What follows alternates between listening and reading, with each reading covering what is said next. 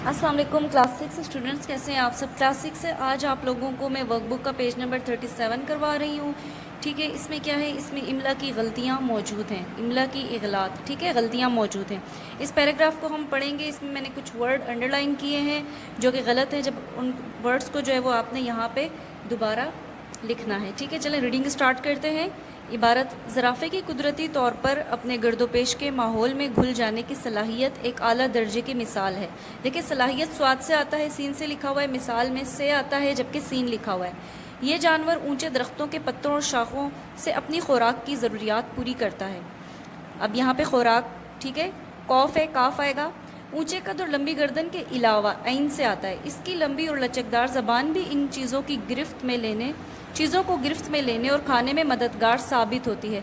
साबित से आता है। ठीक है, अलावा अज़ी इसका निशान ज़दा जिस्म ऊंचे और घने दरख्तों के साए में इसे ढका छुपा रखने में मदद देता है।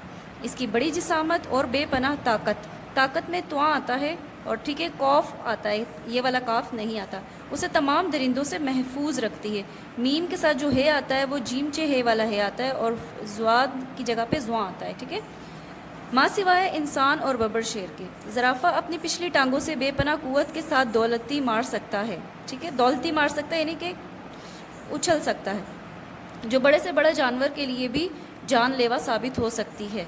बड़े से बड़े जानवर के लिए भी जानलेवा साबित आया दोबारा, यहाँ पे से आएगा। ठीक है, और त्वां की जगह ते आएगा। ज़राफ़ा 30 मील फ़ी घंटे की रफ्तार में त्वां नहीं आता, ते आता है, से भाग सकता है। ज़राफ़े ऊंचे कद वाले जानवरों में शुमार, अब वाव नहीं आता शुमार में, शीन मीम अलिफ रे होते हैं। इनका कद 19 फीट और वज़न निस्फ टन तक होता है। निस्फ में स्वाद आता है, सीन नहीं आता। अच्छा, अब आपने क्या करना है, इन अंडरलाइन वर्ड्स को आपने क्या करना है मैं नेक्स्ट वीडियो में बताती हूँ आपको।